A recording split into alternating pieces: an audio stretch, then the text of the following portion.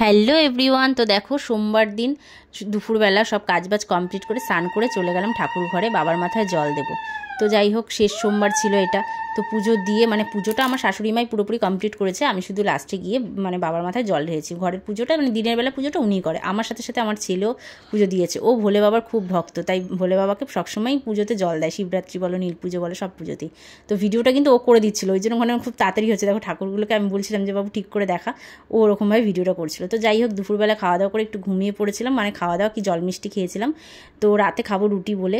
তো দেখো বিকেলবেলা মাথায় এত ব্যথা করছিল ঘুম থেকে উঠে, তার জন্য একটু অনেকদিন পর একটু দুধ চা করে খেলাম। আর এদিকে হচ্ছে পায়েস করবো বলে দুধ গরম বসিয়ে দিয়েছি।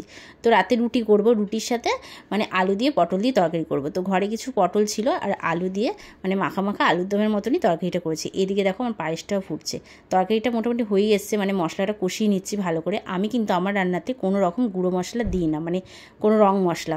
যেরকম তরকারি মিক্সিতে পেস্ট করি, কাঁচা লঙ্কা জিরে আদা বাটা যেরকম আর কি হয় সেরকম দিয়েই করি। তো যার জন্য কালারটা খুব একটা লাল হয় না, সেটা তোমরা অনেকেই ভাবতে পারো, কারণ গুঁড়ো মশলা খাওয়াটা ঠিক নয়। আর এদিকে দেখো আটাও মেখে নিয়েছি, আর এদিকে তরকারিটা হয়ে এসছে। একটু ঘি দিয়ে তরকারিটাকে নামিয়ে নেবো।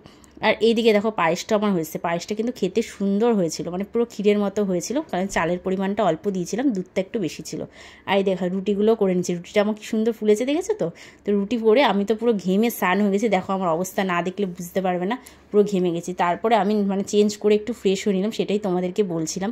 তো ফ্রেশ হয়ে নিজের কিছু ফোনের ভিডিও কাজ ছিল, কিছু এডিটের কাজ ছিল, তো সেগুলো করছিলাম। তারপরে বাড়ির সবাইকে খেতে দিয়ে নিজের খাওয়াটা কমপ্লিট করলাম। টাটা, দেখা দেখা।